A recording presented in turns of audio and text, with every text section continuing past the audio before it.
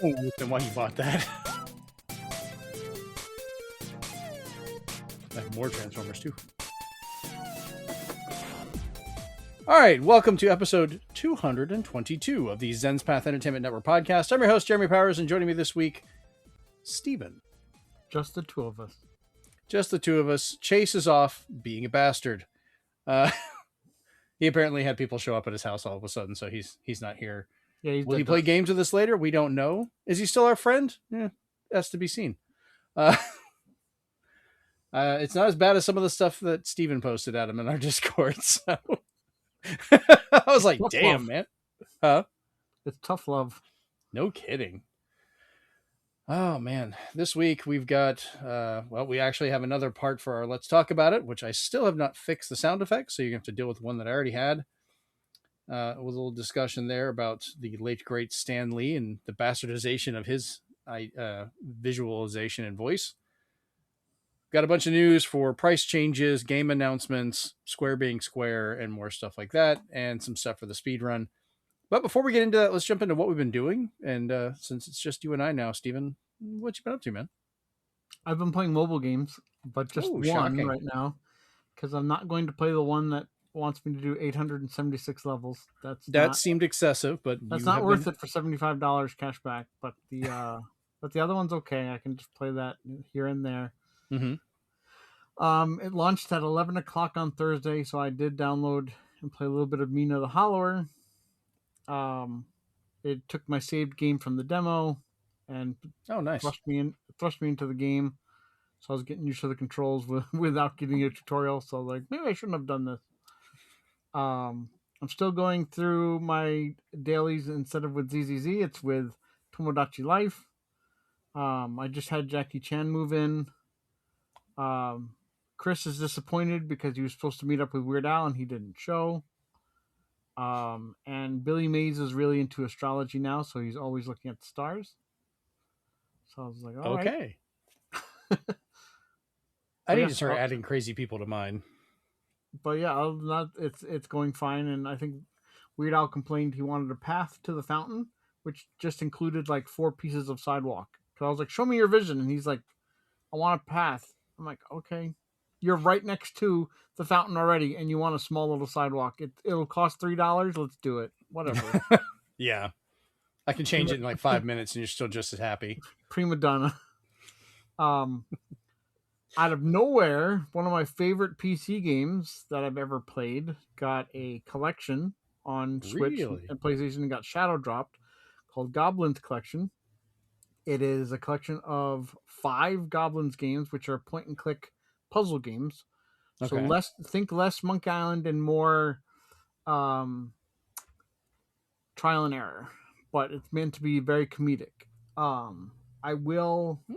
Red Art Games is the publisher, but I want to give a shout out to whoever put this collection together because I want other collections or anything that goes from PC to console to be done this way. Mm-hmm. Because you can actually pick between, do you want to play the disc-based copy of the games or the CD-based copy of the games, and it tells you some of the differences, like there's voices or orchestrated music. You can then play in all the different types of graphics, so you can play in CGA, VGA, stuff like that. So nice. It's however you remember it, which I thought was amazing. You can also, by just flicking with some of the buttons, you can put borders on, or you can do pixel perfect, stretch it however you want without having to go through any menus. You just toggle it really quick. So I've been playing. I'm playing them in order, so I'm playing through the first one while Chris is watching. Because then there's 4 more I have to get through, but I was so happy to see this. Yeah, only PlayStation 5 is getting a physical, but I'm going to get that physical because you get a signed postcard from the creator. So I was just like, that's awesome. Okay. We'll have to, next time we're playing it on the Switch, I'll have to hop on there and kind of watch you play and see what it's about. Yeah, it's very rudimentary because, like I said, it's an old PC game, but it's so awesome. Lastly, I've decided to go down the dark path, and I'm playing a really cute but eventually sad game called My Little Puppy. Oh, no. So it's not really spoiling anything, but I love how it plays because running on Switch 2, even though it's a Switch 1 game, it runs in seemingly like 60 frames. You play this cute little corgi, and you can wear a little outfit if you want because it's a console exclusive. Um, you start in heaven because you've already crossed the Rainbow Bridge, and you get everybody together to welcome the new people because their whole lore is when you pass, your pets that have passed before you will be waiting there for you. Mm. So they have all these different people who are there with their pets finally and reunited, and that's sweet. But then your character decides or smells his daddy coming from the Rainbow Bridge, thinking he's going to cross over, and he misses him. So he basically like breaks through and goes back to Earth or back down, and it's slowly telling the story of how he was adopted and everything. And I'm very scared because the beginning says, "Warning: this game includes images of euthanasia and suicide." And I'm like, "Oh boy." Oh, I think I know. Eventually, they're going to tell me how the puppy passed away, and it's going to suck. Yeah. But everything else they've done is actually really intuitive because the first level you're kind of taking a corrupted valley and trying to restore it with some magical water from some fairies, and you basically almost like a Saint Bernard, you get equipped with some like water jugs that you can run around and um, basically restore the world Katamari style, which is really cool. I'm in a level now where it's too dark, so I have to find fireflies, and in order to basically leave breadcrumbs, I keep drinking from puddles and I mark my territory everywhere. Then I can sniff my way back to where I was in case I get lost. Okay. It's really cute how it's done. I like all the little gameplay styles. There will be a physical of it, which I will double dip on this one because I just really wanted to play it because people were just like it's an amazing game, but it will get heart wrenching at some point. And I'm like, oh boy. Yeah, that's the part I'm kind of worried about, but because we talked about this one before when it first got announced, I think. I'll let you know if I get to that, to the scene I'm thinking is going to happen. Okay. Yeah, I appreciate that. All right. So for myself, I'm still continuing to play Lego Batman: The Dark Knight, Legacy of the Dark Knight. This time I tried playing it co-op with Jennifer. We did the mission at Ace Chemicals where you basically face off with the Red Hood, and that eventually leads to the creation of the Joker. We haven't seen him yet, but his hand has come up with the cards, just like in the '89 film. Um, this is Jennifer's first time trying to figure out Arkham controls. So she's trying to understand that and work with a three-dimensional space. I'm glad that I can change the difficulty. I put it on the easiest difficulty while she was playing, so that because I realized we had shared health or like lives. So every time she would die, it was counting down, and I was like, I can only protect her so much. Like I was doing like perfect runs trying to keep everything off of her. But she's trying her best. Yeah. So we switched it to the easier difficulty, which was fine, played through it. Had some fun with that. Really liking how that works. If you change the difficulty, it makes you restart the mission, which I guess kind of makes sense because they, what characters are loaded and stuff like that all depend on what difficulty you're on. Oh, I was hearing something. I guess there's rain outside or whatever. I was playing it on the Dark Knight difficulty, the hardest one, because I'm used to playing difficult Arkham games, and this is a Lego game, so it's not scaling properly, but it's fun. I'm really liking the game. A lot of great jokes everywhere, both in canon of the books or the movies or things like that, or in canon to other stuff outside of it. Like you were talking about some of the previous jokes. I love the one of Ra's al Ghul when you first run into him. Like you said, he does the whole speech from Taken, Yep. which is like, what the hell? I think my favorite change, I may have mentioned this last week, but it's still super funny. The cop from Batman Begins, the one that's on the take, like he's, into drugs and taking fine, bribes and stuff. The fact they made him obsessed with donuts instead, and the way they play out that is just absolutely hilarious. And he just keeps getting more and more donut stuff on his face as time goes on. So yeah, I'm greatly enjoying it. I am glad that like if you're in the actual open city, she was able to do whatever she wanted. I showed her how to bring a car in. you can independently drive and go as far as you want. You don't have to stay together, which is great. Oh, so it doesn't tether you? That's cool. We didn't find a spot that it would tether us. I told her just go do what you wanted, and I was running around that part of the city. Now, mind you, we're still only on the first island. I think there's a few islands you unlock as you go.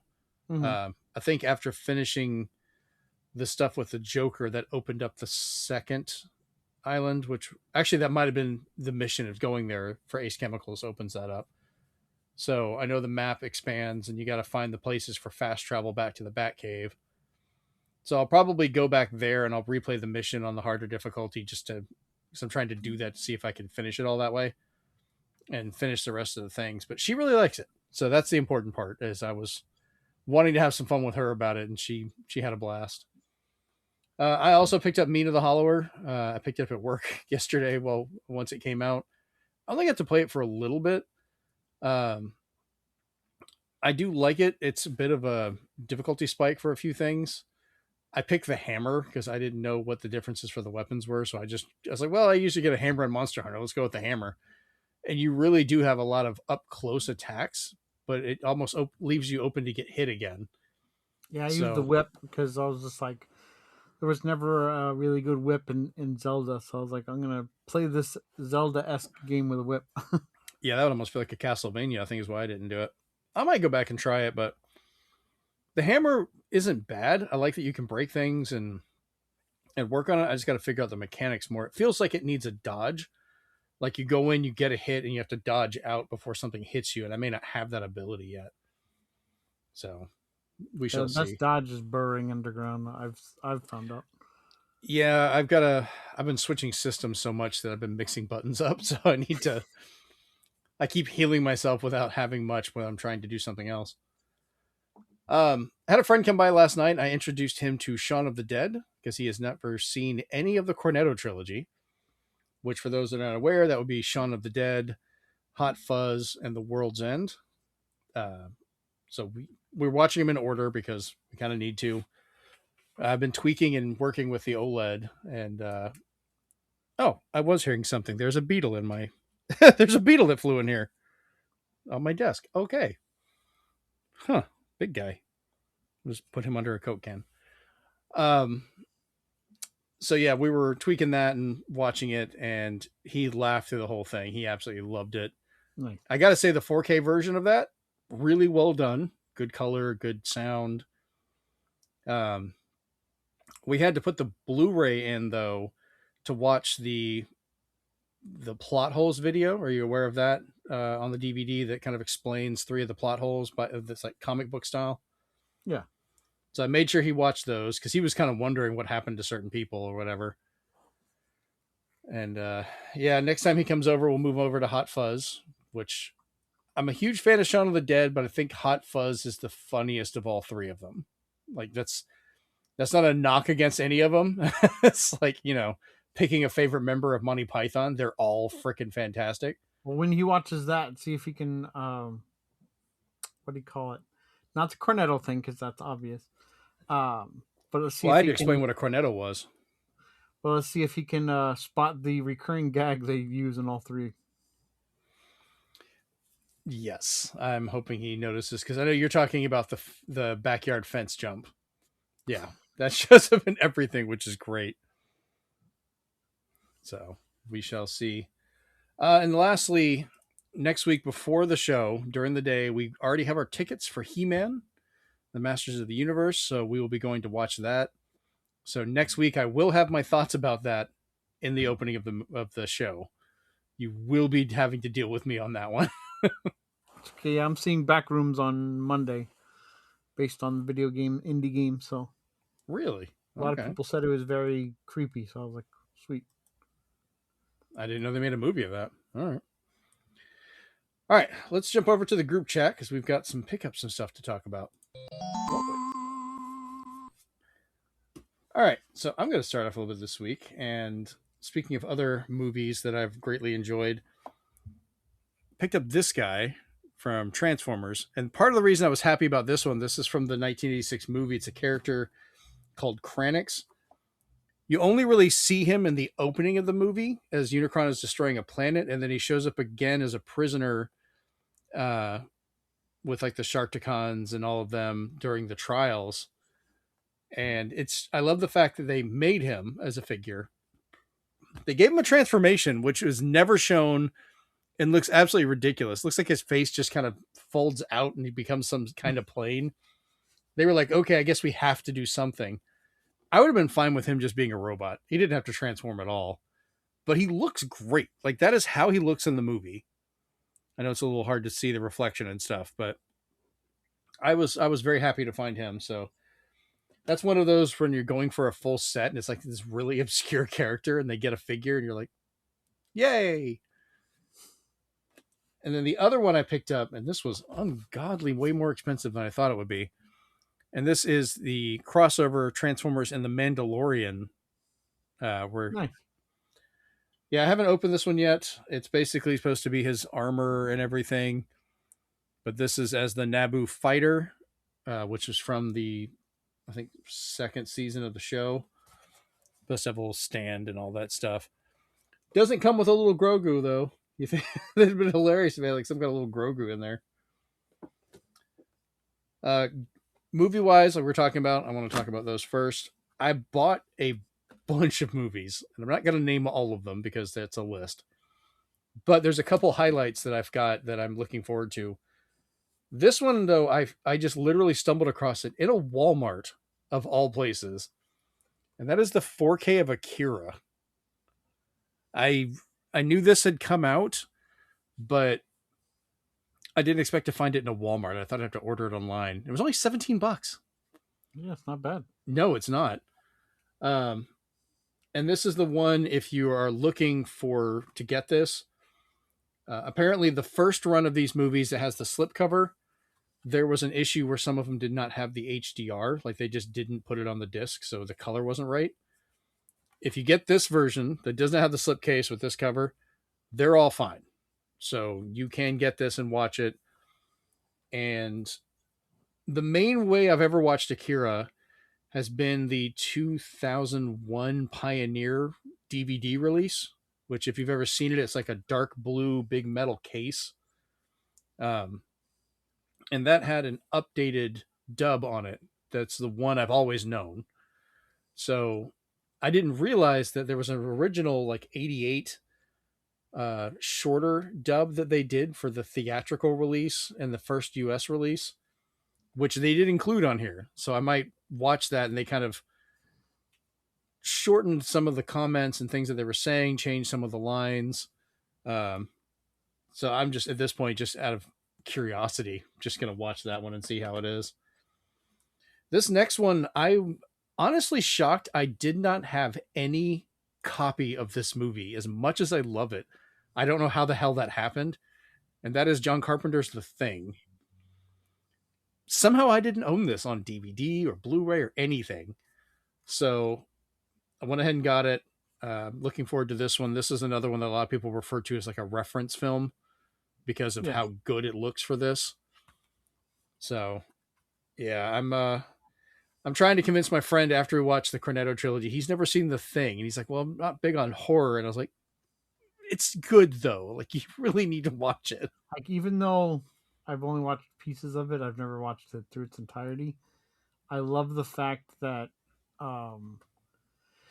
you can, after, it's one of those movies, after you've watched it, you watch it again because John Carpenter wants you to think, like, you know, when the thing is around by how they act or what they do. So you watch it all over again and you're like, okay, what's going on? Yeah, I've got a few movies that do that, but The Thing is really great about it. It's always fun because once someone has watched The Thing, you kind of enter into a club of people that get to have that debate, because then you're talking about like, who is the Thing, who survived, who didn't, when did they turn, when did this person not, you know, there's just so many things you can go into. I don't want to spoil it, but it does come with a digital copy. I never use those. So if you want a 4K digital, I can give you the code. My wife will be like, I don't want to see it again. Oh, yeah, it's digital, and you won't really own it anyways. And the last thing of the movies I ended up ordering because I wanted to get this was the Dark Knight trilogy, the Nolan trilogy, because these do a really good job for the visuals and things for watching on the 4K. And I was wanting to watch The Batman because that's another really good one, but I wasn't able to play it on my Series X. Ever since I got the Galaxy Edition, that movie just does not work on that player. And I found out, and this is a tip for other people that ever, the handful of people that watch this, if you have movies, get large cotton balls and isopropyl alcohol, soak it really well, start in the middle and kind of work your way out and around and clean the discs off really good. Then use a lint-free cloth to lightly dry it to kind of clear off anything, make sure there's no dust. Apparently, there's an issue with some of the 4Ks, their cases or the discs themselves either have a little bit of film left, like an oil from the pressing process, and they're not always properly cleaned off, or they have an off-gassing from the plastic in their cases from their initial run, and that's been leading to 4K movies like skipping and things. And I looked it up because I was watching Predator, which is also another absolutely fantastic 4K to watch, by the way. And it kept skipping at a few scenes. And I was like, what the hell? Like, it's a brand new disc. And I found out about how to clean them properly. I did that. I'm going to watch that again later and see if it doesn't skip now. But I was like, I gave it a shot on the Batman, which, like, you put it in and the Xbox pops up saying it cannot play this format. I was like, oh shit, that's not good. And this time it just booted up.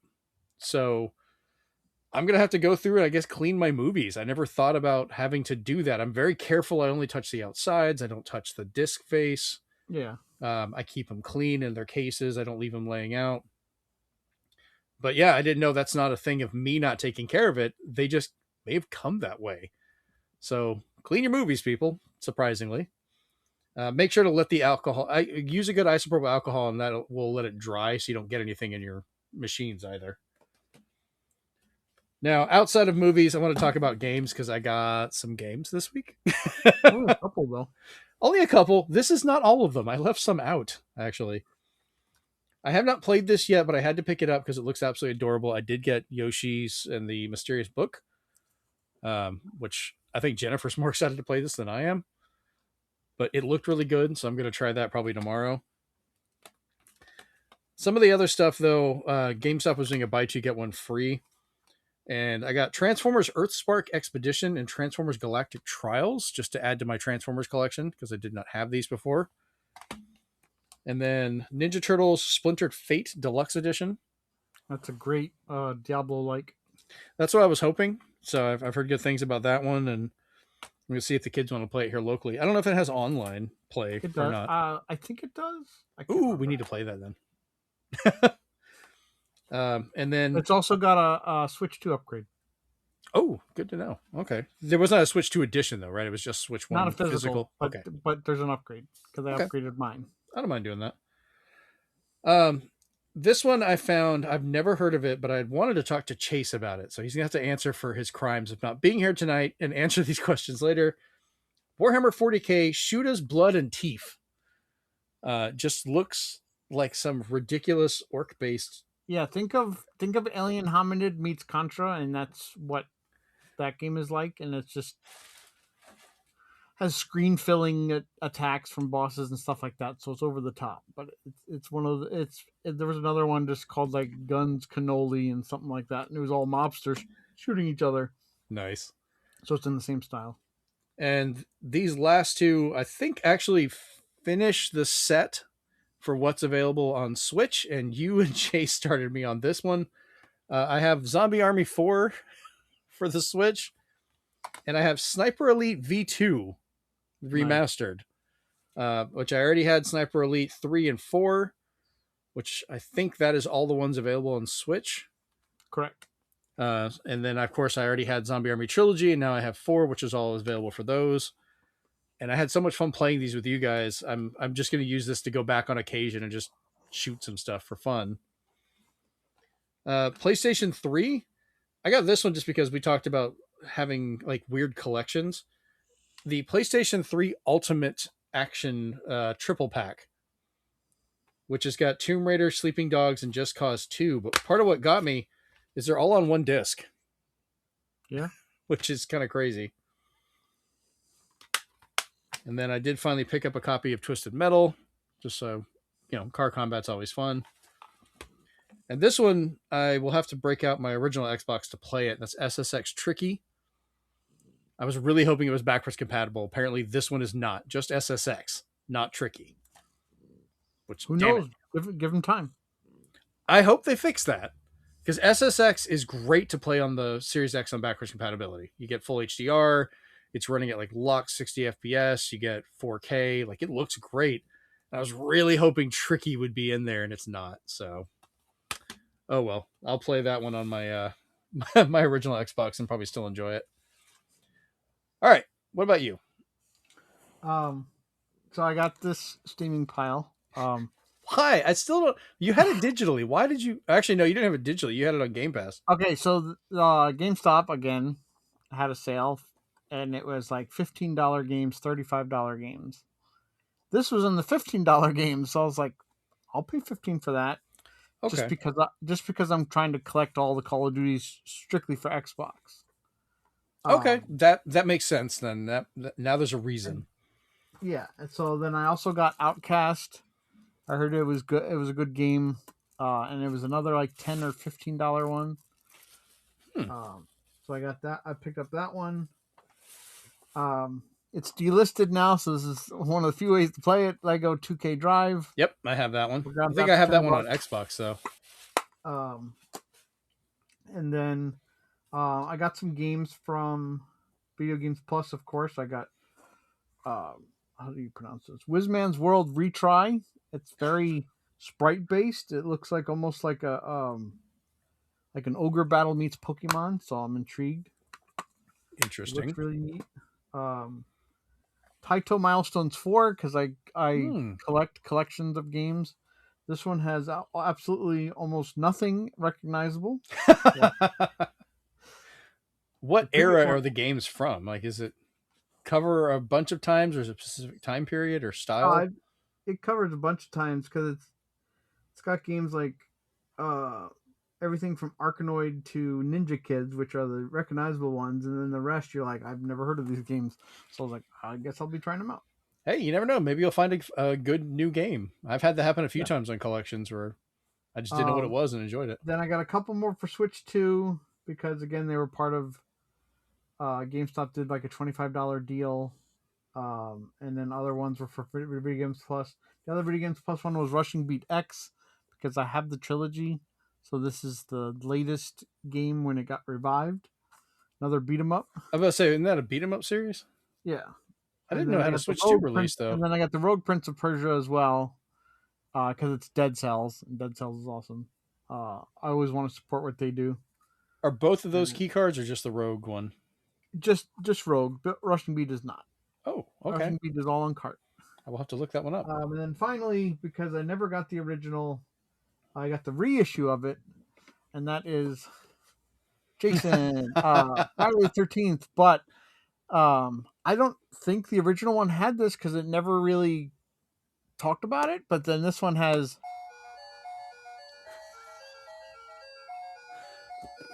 So that's like, amazing. I did not know the figure did that. So I was like, that is awesome that it does that. Because that's the one I always remember. You and your friends are dead. Game over. So I was yeah, I'm having flashbacks of that music now because I rented that one week and I remember. I'm hoping they eventually reissue Freddy Krueger 2 because that's the other one I want. That's the big 2. I think they did the ugly looking Predator 2, but I don't know if that one had like. I think it's supposed to be the good music because thermal one or not. Is that are those made by NECA? I think is the company. Yeah. NECA, yep. NECA, yeah, they make really good stuff. Known fact, Rare worked on Friday the 13th, and that's what made it so good but so hard as well. That was a very difficult game.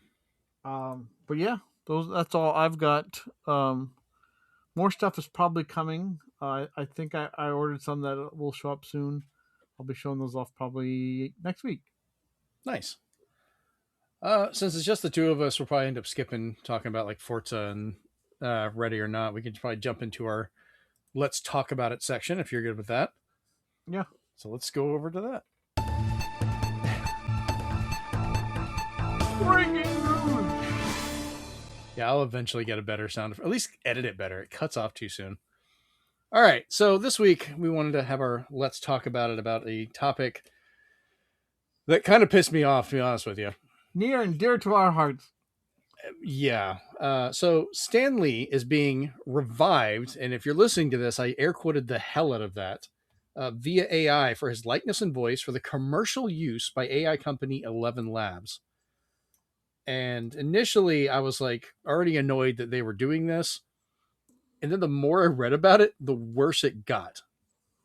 So before we get into this, I'm going to kind of preface we've had discussions about AI and people being brought back to life before. You know, we've had the discussion about James Earl Jones' voice being used to voice Darth Vader.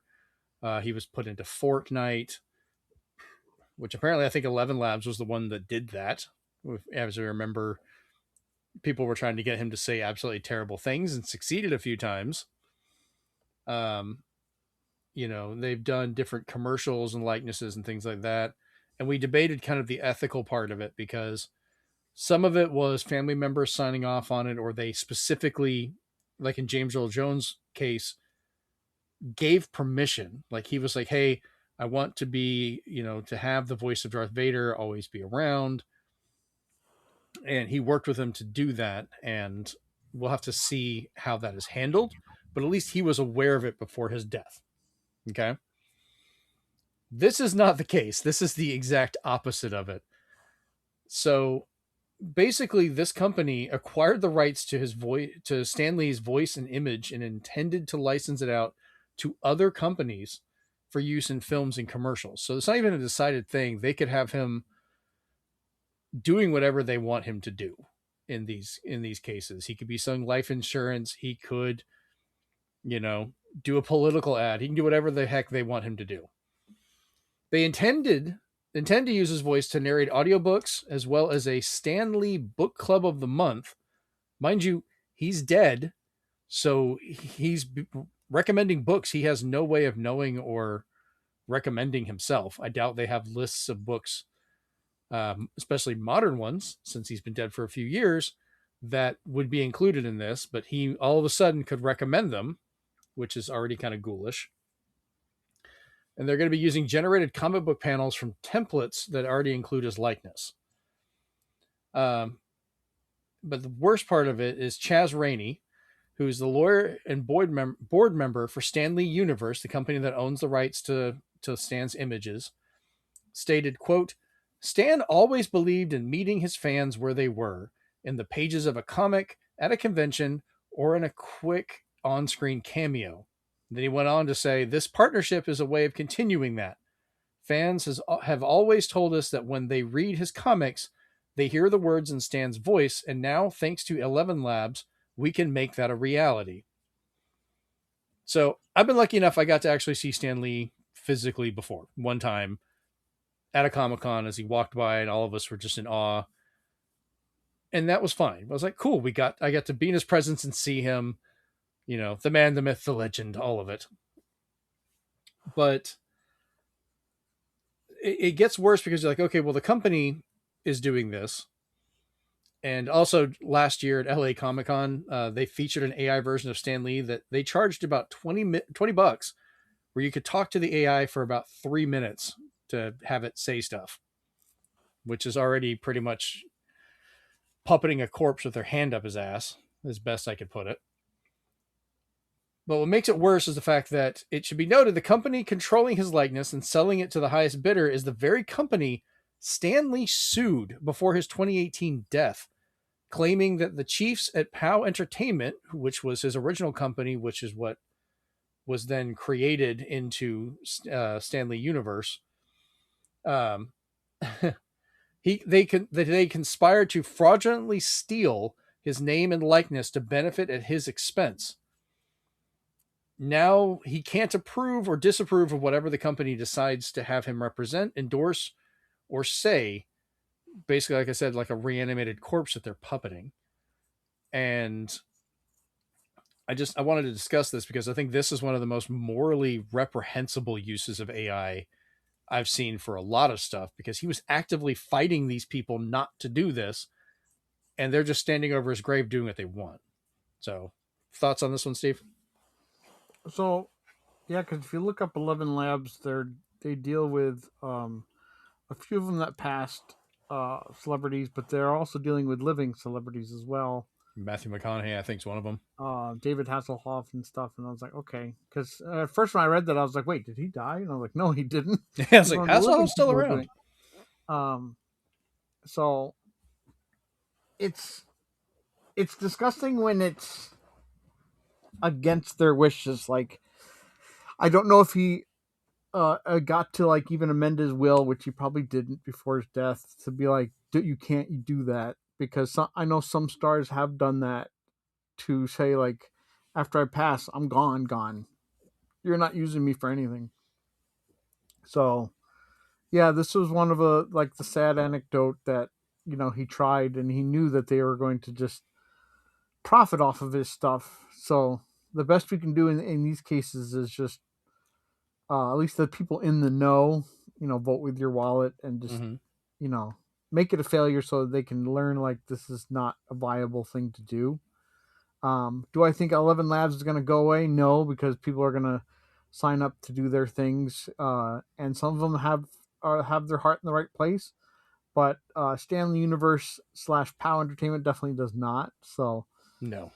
um, to have this, like they're using him just as like a figurehead is just kind of disgusting. It's one thing if you needed to use archived footage and match it to a face or something like that, uh, or you restored something and you needed to fill in the blanks with his voice. I've seen that used countless times, and I thought that was fine to do. But Mm-hmm. like this is just no, I don't like it at all. Um, I you mean, know, yeah. we never get the backstory of like what happens at Coachella when Tupac shows up and stuff like that. Who signed off on that? Did the mother sign off? Because that's the only person I can think of who's like uh, living as part of that. And yeah, I just hope this doesn't start a precedent, because I really don't want to see like Mr. Rogers come back or anything like that. Oh God, that'd be horrible. Because they can train these things. And you can tell when it's something that they have to meticulously go through, and you can tell when it's something they just piece together like AI slop. Because I've I've there was this awesome guy called Comic Storian. He had a YouTube channel where he read the Mm-hmm. comics, and he did them in his voice. He did them in different voices and conjectures depending on which character he was talking about. And he tragically passed in a car accident. And while they had a lot of um, old footage from all the other comics he read, and they released those, any newer ones, more people in the group are part of the family, are just continuing his legacy by reading it in their voice, not his, which is fine. But like, Yeah, that's continuing the legacy by honoring it, not trying to but grossly replace him. there's always going to be like, maybe they always liked doing a voice a little bit different. AI can't do that. AI can't do a different voice for a character. Can't make Stan Lee talk lower. Can't make Stan Lee, talk like he would if he was really excited about Spider-Man or something like that. Mm-hmm. They can't do impressions, and it's gonna be blatantly obvious when this horrid book of club of the month comes out. And then other things that happen is, um, there was a TikTok I watched that was just going through some of the DC different plot arcs, and I think they were going to some of Deceased, and when they went through that and they got to one of the big bads, they kept calling him Darkseid because they didn't know how to pronounce it. And there's other ones that you can hear really bad pronunciations, and you can tell it's just thrown together, and it's horrible. Yeah. So there's good AI, but generative AI and AI like this is just, it needs to die, or it Yeah. needs to stay dead, like Stan Lee, and honor his wishes. Because like once he passed, like one of the things I always loved about the Marvel movies was his little cameos. He was in so many of them, little pop-in scenes.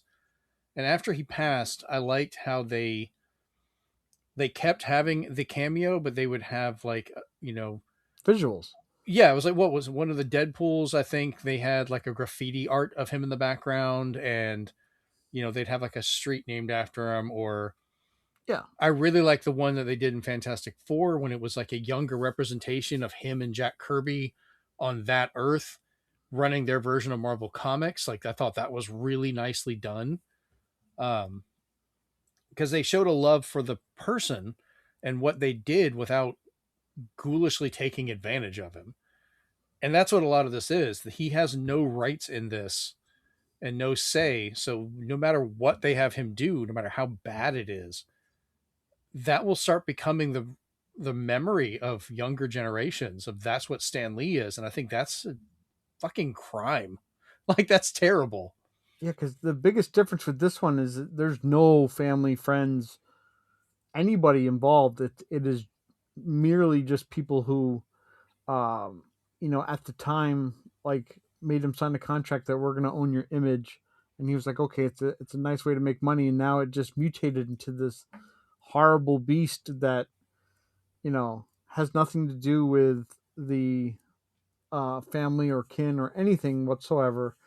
And what it reminds me of is there's a and I'm sorry if it like paints a bad picture for people out there, but especially when you're watching it now, but there's a whole documentary of how there's a company that owns Bob Ross and profits off of it. And Bob Ross Yeah. tried the same thing. He's like, I don't want this. I don't want you selling energy drinks with my name and having all these things about it. Like, I always just wanted people to feel joy painting. Mm-hmm. And these two people are just, because they own his name, are taking advantage of it. And Bob Ross's son doesn't see any money from it. So he's just like, my father's being profited off of. So it's like, that's heartbreaking. And like recently when we went down to Universal, we went to Islands of Adventure, which is the whole Marvel Comics area. And given, there's a lot of Stan Lee stuff there, including his voice. Like you read the Spider-Man ride and he is talking to you the whole time. And that's recordings and so forth. And you can hear, the change in tone, the surprise, the happiness, the shock. Like he's having fun doing that voiceover for the characters he helped create and, enjoying it. And you get that. And that's what people should be hearing and remembering because like you said, this book club's going to be just so non-emotional, or they're going to try and force fake emotion into it, or all these things. Because right now there's like an entire like generations of people. If I sit here and go, hey there, true believer, a lot of people will know immediately what I'm talking about. They'll be like, oh, that's Stan Lee's opening for a lot of stuff, or Excelsior, Yeah. and that's just going to get bastardized more and more because I guarantee they're going to try and use it in this. They're going to try and use his little catchphrases that he came up with and his identity to try and sell whatever AI shit they've got this week. You know, it's just going to get worse and worse, and we need better protections for stuff like this. Because especially if there was not already a legal precedence of what they can do, then they shouldn't be allowed to touch it. And even looking at the fact he tried to stop them from doing this very thing, should immediately tell everybody this is terrible. Like, just because he died first doesn't mean they get to just win and re-dig him up and use him over and over again. Pretty much this whole story would be like a villain's arc in a comic book he would write, I think. So, my friend told me about this, and Mm-hmm. it is a great site to use, especially when people are trying to just argue with you. Mm-hmm. Um, but a bunch of people made this site, and it's called isaiprofitable.com. It is not. It says, no, everyone's broke. It says how much has been spent, how much they've made. Doesn't match. But what's awesome about it is it takes the full, it basically puts the companies on blast, like Google, Amazon, Microsoft, Meta, Oracle, Anthropic, and stuff like that. And every one of them is losing millions, if not billions. They're all in the red heavy. The only person who's not because of the data centers is NVIDIA. It's just understandable. They were probably a little bit smarter about it. Mm-hmm. Um, but everybody else is just tooth and nail. They're showing it I don't know why they think this is going to be profitable. Like nobody's making money off of this except for Nvidia, which is because of the hardware. Honestly, in the end, I hope this bubble bursts so bad all these major companies like Facebook and Google and all these just die, and we get a new generation of something else taking their place.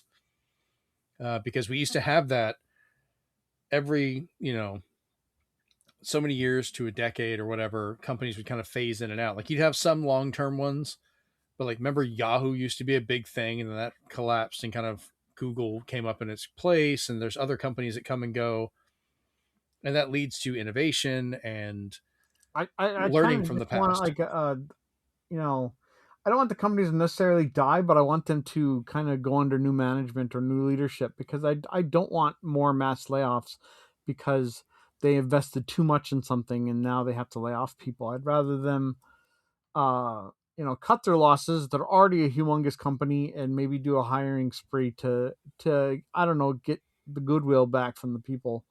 So it's a pipe dream, but we'll see what happens. Yeah, I think once again in the end for this, my last statement is pretty much if you figured it out by now on this show, we don't like AI at all. And I find this entire ghoulish endeavor of basically bastardizing Stanley's image. That's the most polite way I could say this. The actual term I would want to say is inappropriate for for pretty much any recording of statements. But what they're doing to him is unconscionable, and they're just going to continue doing it as long as they can make money off of it, and that's fucking horrible. So, any last thoughts, Stephen? Um, Backlash does work.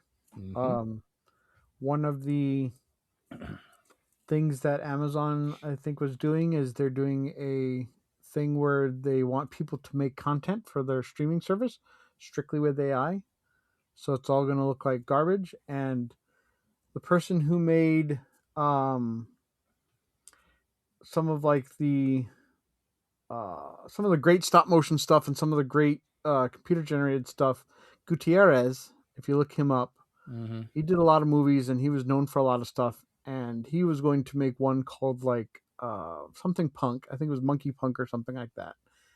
And it got so much backlash that even Guillermo del Toro was starting to needle him and make fun of him, saying like, the movie we have coming out is made by humans for humans.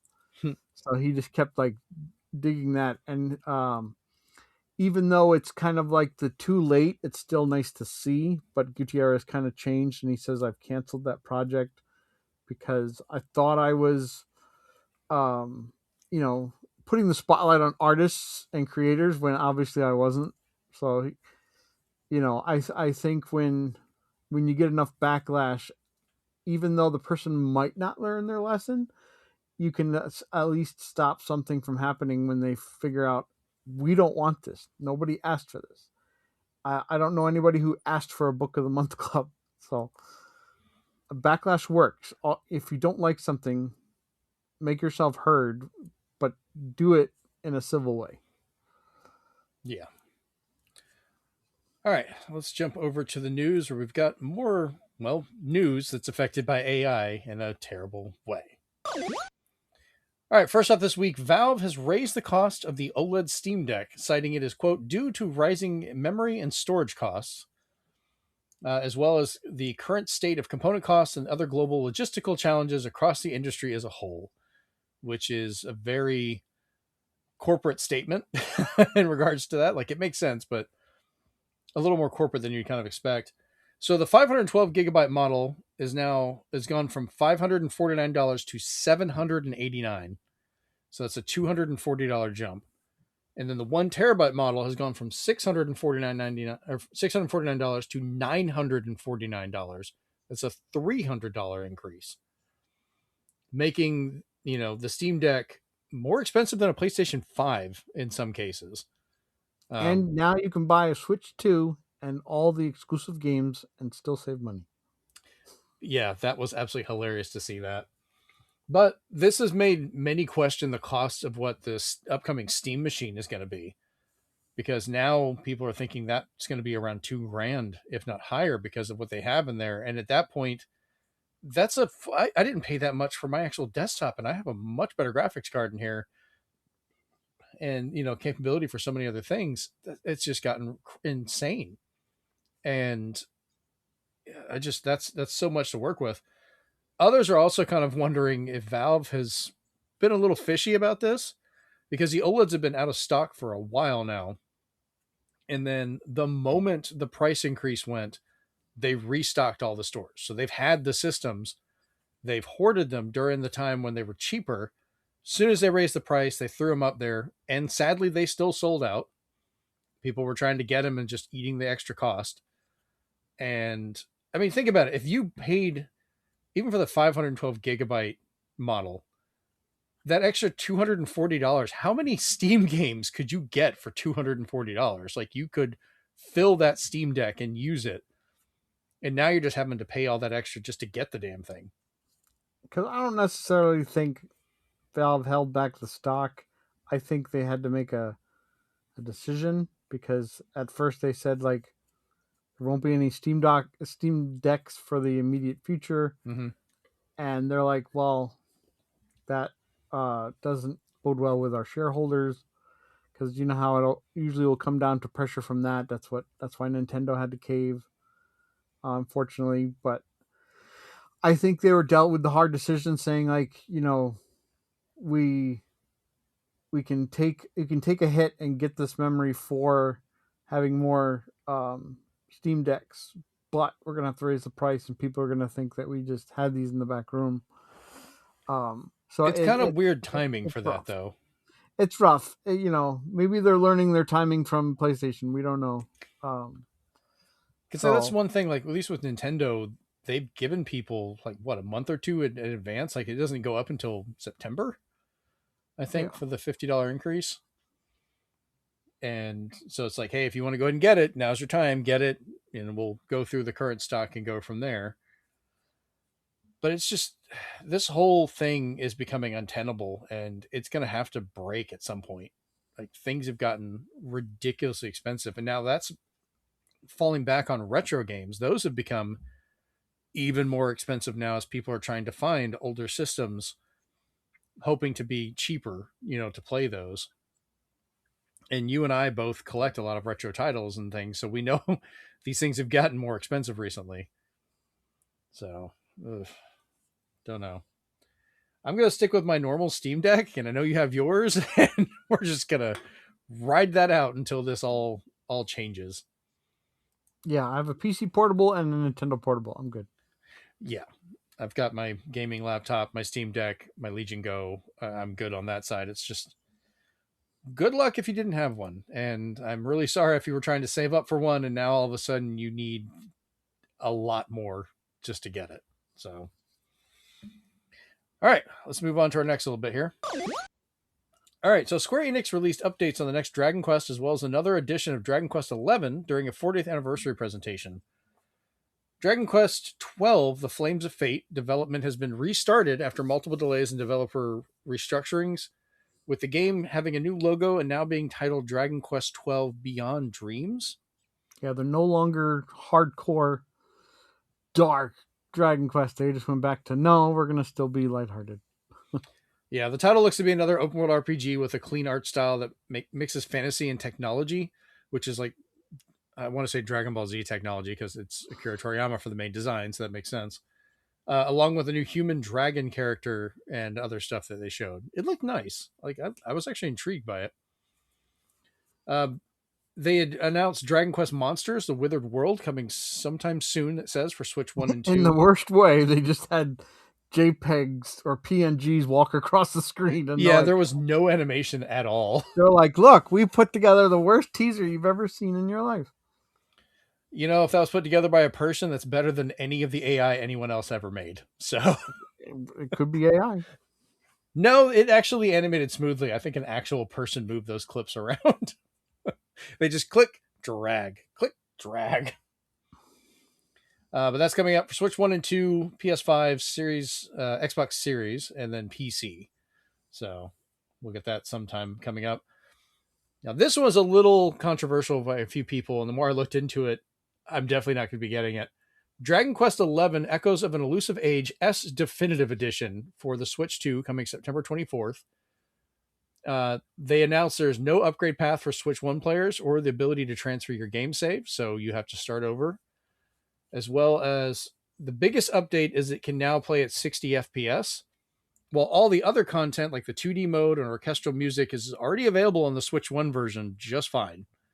So it's just basically an enhanced version of that and not much else content wise. So like there's a little bit of story, but not. It's weird. Yeah. It's in that I don't know how they're making these decisions. I don't know if it's down to the developer of each of these series, but it's not. They don't do this 100% across the board. It is 100% for Dragon Quest. Mm-hmm. Final Fantasy Tactics, no. They not only said you get a free upgrade, but like everything obviously carries over. Mm-hmm. But then something like the Elliot game is all doing the Dragon Quest route as well, because it's part of what people call the 2.5D, the Octopath universe, which also does not do it. Does the nothing will carry over, nothing will change. It'll look better and it'll be all nice, but you have to buy the pure version. So it's just like I wish I had an explanation of why some of the series get it and some of the series don't. It's like with Sega, you never know what they're going to do each time. Yeah, like Sonic is fine, but then Yakuza is not. So it's like, what's going on? And I wouldn't mind. I really liked Dragon Quest XI. I thought it was a gorgeous game. I enjoy playing it. I'm just going to keep playing it on the Switch 2 because it already gets some enhancements just playing on the Switch 2. So there's a reason all of these, because they have collector's editions that are exclusive to Square Enix.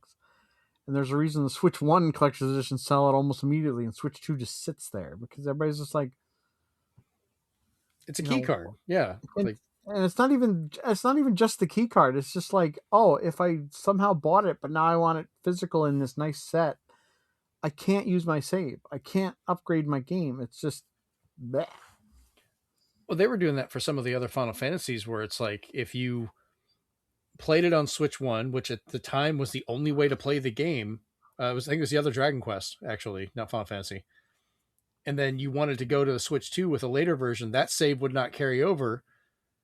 So you had to, like, just to connect. I'm not even talking about like moving to the same game.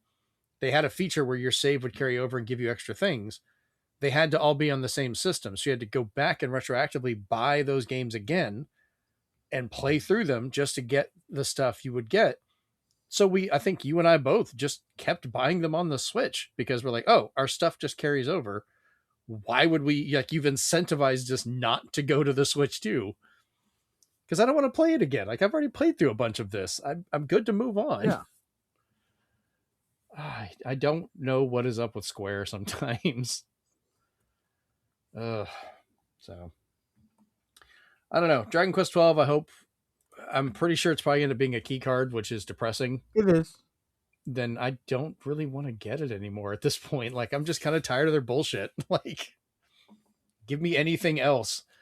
And we've had people argue, it's like, well, maybe they can't do it because the games won't load fast enough or so forth. And I'm sorry, if Indiana Jones can play off a goddamn cartridge, Dragon Quest will be fine. It's not going to have a problem. You can fit all of Indiana Jones on there, on cartridge. You're good. So, because even the other example we'd gotten, which was Star Wars Outlaws, the developers themselves even said, like, yeah, if we had known about the Switch 2 ahead of time and planned for it, we would have been fine. We just never planned on it, so we're kind of stuck with what we designed on faster hardware. And then, we couldn't retroactively change it as easily, which that at least made sense. Yeah, I tell people that when they install their games, it's not as apparent on PlayStation, but it is apparent on Xbox that when you put a disc in and it starts installing, if you go to the queue, if you just see the disc downloading, it's all on the disc. But if you see network appear and you did not get a pop-up for an update, that means it's not completely on the disc. Right. And I learned that preparing for Toxic Commando because when I put that into install, 5 gigs of it is on the disc. but the other 45 is not, so it's downloaded. And Toxic Commando is one of those. I understand why it's not on the disc. Yeah, Because it's an online game. It's always going to be getting updates. Like, that makes sense. It's but like single Call of player Duty titles. gets like maybe 3 gigs, and then 130 comes from the network. Yeah, what was it? Indiana Jones on Xbox is 100. It wasn't even a gig. It's like megabytes of data. Like, that's it. So yeah, it some of these companies are going to have to come off this and fix it. That's like even just the game you were talking about earlier, that beat 'em up on Switch 2, when I was like, oh, that one's actually on cart. I'm immediately interested to get it just because it's actually on the damn cartridge. It's a selling point, people. All right, let's move on to our next one here. So PlayStation and all their infinite wisdom of all the live service games they want to have are proving why this is a really bad idea again, other than the layoffs, closures, and everything else. And that is because PlayStation confirmed the PlayStation 5 exclusive title Destruction All-Stars will be shutting down soon. My $5. Yeah, it wasn't the greatest of games, but it is an early title people paid for that is now being basically shut down or gutted. So the game... I knew the end was near when they gave it away on PlayStation Plus. I was hoping that would just be a boost of more players. The game was removed from sale with all multiplayer servers closed down at the same time when they announced this, so it just shut off one day. Single player modes are available until November 25th, at which point only the arcade mode single player challenges will remain active for those that already had the game before it was quickly delisted. Even then, they warned that functionality and player experience will be impacted so that even that remaining mode will be hobbled. So this game is pretty much just dying, but it'll run just enough to maybe skirt legal arguments. And I'm kind of wondering if this is going to be the dark side of this whole, what's the movement called where they're trying to keep the games going that started with the Crew? What was the name of that? Like the law they're trying to pass? Well, it did just pass, so. I'll try to remember what the name of it was. It's on our Discord. Oh, yeah, I'll find it a little bit. Basically, like, there's not really a defined way, and in fairness, there's not really a way to define this, depending on the game. Protect Our Games Act. That's what it is. Thank you. There's not really a way to define what remaining functionality it has to have. Like, if you can log into a game and there's a mini game that's left there, does that count if that's all there is? Or if there's, like this one, there's part of a mode and it doesn't even guarantee it's going to always work correctly, but it's still there and kind of functioning ish. At what, like, how far are they expected to go with that? Which, I mean, they should leave. If it's single player, it should freaking work. Like, that's the point of it. Because part of their thing with the Protect Our Games Act is the 3 things that we're getting, at least since the California State Assembly passed it, is that you need 60 days notice before you go offline. You must provide a patch for continued access or refund it. And I can understand they're not going to do a retroactive refund. They companies could very easily put the game on sale within those 60 days and then give refunds for that sale price, which is dirty, but it's something. It's kind of like a class action lawsuit where you get like $25 in the mail for being part of something, but it's never like, the true amount of what you lost or bought from them. So, that I think is going to happen, because it was funny when that news broke. There was the other news where somebody tried to put a bill through in Colorado that was going to add a 5% surcharge to all video game DLC in order to fund the youth mental health programs. So it's like, okay, you guys are trying to make money off of the wrong area. And the reason it got vetoed is because it would impact story-driven DLC. So everybody was just like, you're going to make a lot more enemies than friends doing this, and it's not going to work out the way you'd want. Yeah. Well, that was, we live in an age now where there's acts passing that it has strictly just to do with games, which I was like, It's both heartening and disheartening at the same time. We're getting old, Steven. Oh, man. Yeah, so this is the dark, inevitable future, I think, for pretty much all of PlayStation's live service titles. They will eventually shut down, and you only have it for as long as they allow it. So, Sega, you did the right thing by canceling your Super game. agreed. All right, let's move on to our next little bit. So, a bit of good news to finish out our news section this week. We talked about this a while back, but Subnautica 2 has sold so well since its release that Krafton is being forced to pay out the $250 million earnout to the developers. Their attempt to avoid this led to the previously reported firing of the lead developers and delay of the game, which, because of court case that found Krafton liable and forced them to rehire the fired staff, put the game on sale, and it just went so well that they had to pay out per their agreement. So it's beautiful. I've been watching people play it. It does look great. I'm actually kind of curious about it. But just they could have done this the right way, and like, how much did they spend having to try and avoid this? All the lawsuits, all the money they've had to spend on that, to turn around and still have to pay the very $250 million that they were trying to avoid. But this is kind of the news you do want to hear, because then they, you know, that's not just a slap on the wrist. Whether that's a pittance to them or not, it's still something they have to lose a huge chunk. So it's you know, it's kind of when McDonald's and yes, we're old, had that lawsuit where the grandma like burnt herself, and the judge okayed like the 800 million because he's just like, she's not actually getting that. It's teaching McDonald's a lesson, like put warnings and all this other stuff you like that you have. Why do you have boiling coffee? Yeah, that whole lawsuit, there was a whole thing about that I watched about, like McDonald's and a lot of the other companies and people pretty much just tried to defame the woman that got injured because the coffee was literally scalding hot. We get that, but it was hot enough that it caused like these blisters and burns when it spilled on her. So why is the coffee that hot? It was nice to see, like, he's just like, I'm picking this amount because it is one to put a spotlight on what's going on here, and to, you know, put it to McDonald's, like, do better. Mm-hmm. So hit him where it hurts, their wallet. Yep. All right, let's jump over to the speed run.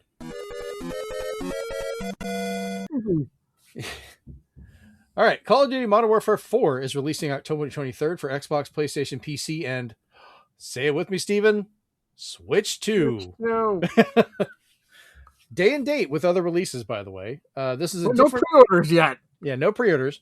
This is a different title from the previously released Call of Duty 4 Modern Warfare that came out on Xbox 360, PS3, Wii, DS, PC, and more. However, it was really nice to read that in the blog post, and they specifically talked about Switch 2 features, is that Switch 2, as well as day and date, is getting cross-play, cross-progression, which is incredible. Oh, wow. That's now actually good. Take how far you've been getting with a certain weapon on the go, and mouse controls, which is already nice for a shooter. So. Okay.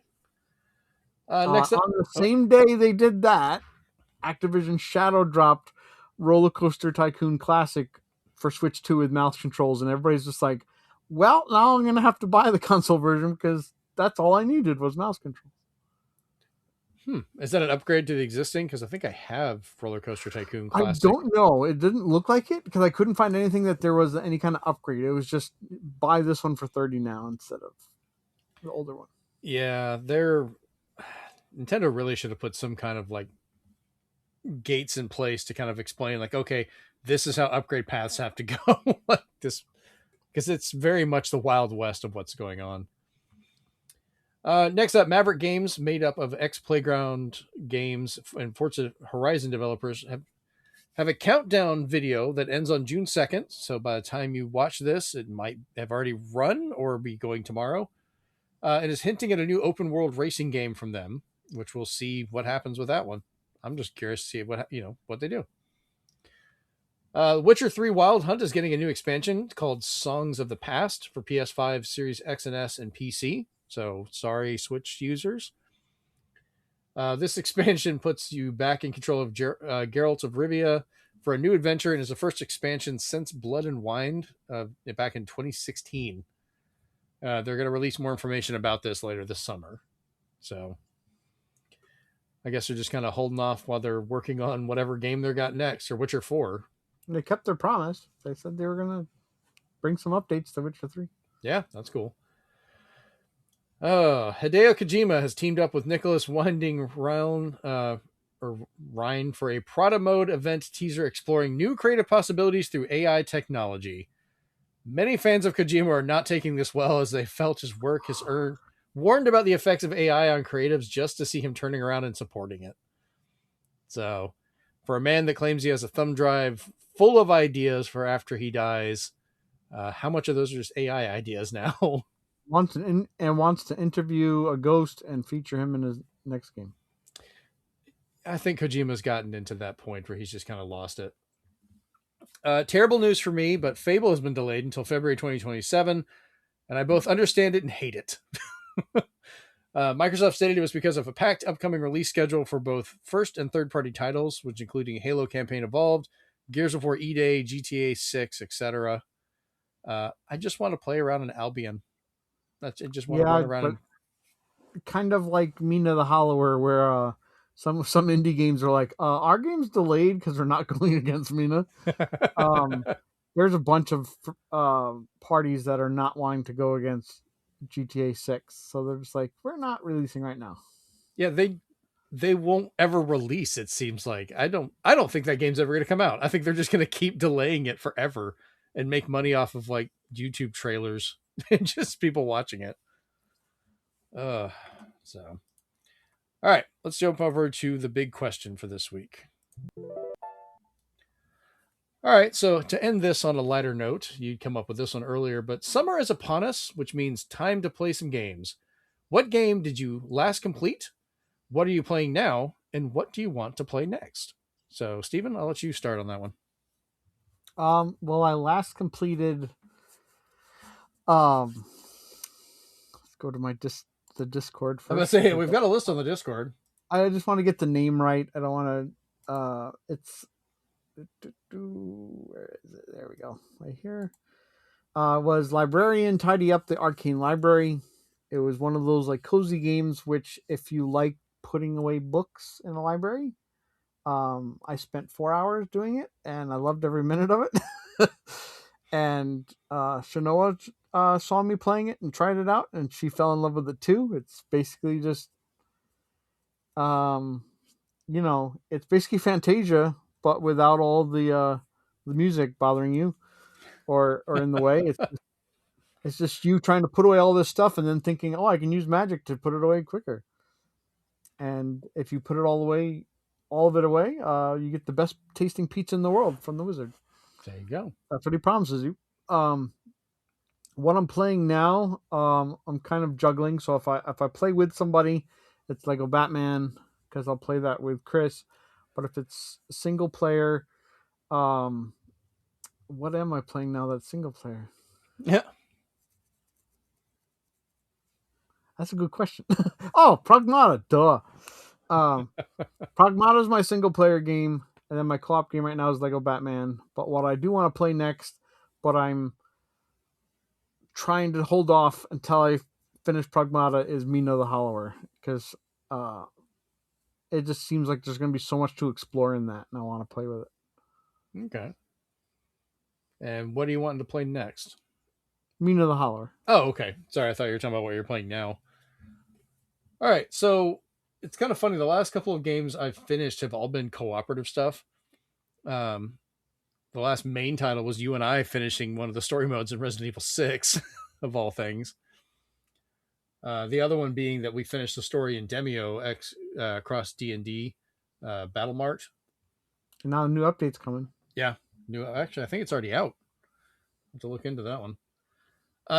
Currently, I'm playing a lot of stuff. Like I'm always constantly swapping out for different games. I have a whole library, just like you've got behind you, that I'm playing. But the main ones, I'm trying to finish Resident Evil 9 and Pragmata, working on those. Lego Batman, I'm working through just because I just want to play through Batman stuff. It's just a lot of fun. and Forza Horizon 6. I've been working on the races and getting my wristbands on there. So that's the main ones I'm playing. Not counting anything that we play for our multiplayer nights, for like, after the shows on Saturdays and so forth. But for stuff that I want to play next, I've already picked up Yoshi. I'm wanting to play around with that. It's a good platformer I'm looking forward to. I want to complete and play through the rest of Indiana Jones on Switch 2. I'd played through a good bit of it on PC, but I want to play through it on my Switch 2 and kind of just play it that way. So probably work on finishing that one. And there's just a bunch of stuff coming out throughout the year that we've got pre-order I'm looking forward to, including a couple good pinball games that are coming out. So yeah, it's pretty much it for me on a lot of that. Yeah, I'd like to finish one of the titles I've said before Star Fox comes out too. Oh God, yeah, Star Fox is next month. Jesus. There's too many games to play. I'm going to die with such a backlog. I think that's inevitable at this point. Our backlog always outlives us. That's how it works. Yeah, our backlog becomes our kids' problems. Yeah, so we'll see about that one. All right, let's go ahead and wrap everything up for tonight. Not too bad. Sped through some of that stuff towards the end there. All right, well, if you're enjoying this and you're watching it over on YouTube, you can listen to the show wherever you get your podcast. Just look for the Zenspath Entertainment Network podcast. You can find us on there. Feel free to leave us a review on whatever podcatcher you use. Let us know over on our Discord about that, because we can't always see the reviews, so it'd be kind of nice to get that and find out about it. If you're listening to this and you want to watch the video version of it, we're always over at youtube.com/ZenspathCom. That's ZENSPATHCOM. Leave us a thumbs up, subscribe. That helps you get the episodes as soon as they launch. And leave us a comment. Let us know what the last game you played, what you're currently playing and what you're wanting to play later this summer. Since summer vacation just started for a lot of kids and so forth as well. So you can answer the big question there and we can talk about it on our next show. Oh, man. Also, if you go over to Zenspath.com, you can find all of our stuff there, the video and the audio versions of the show, links to our Discord, articles that we write, photography that I do, all kinds of fun things. And yeah, that's pretty much it. So this has been episode 222 of the Zenspath Entertainment Network podcast. I've been your host, Jeremy Powers, joined once again by Steven, and we're out. Peace. Hey, look, there's Stan Lee. This has been a production of the Zenspath Entertainment Network podcast by the staff at Zenspath.com. The show is created and edited by Jeremy Powers. You can find the video edition of the show on our YouTube channel at ZenspathCom. The audio edition is located wherever you find your podcasts. Links to all versions of the show, as well as to our Discord where you can talk with us directly, is located at www.zenspath.com. Please leave us a like, thumbs up, comment, and review where you can to help us grow.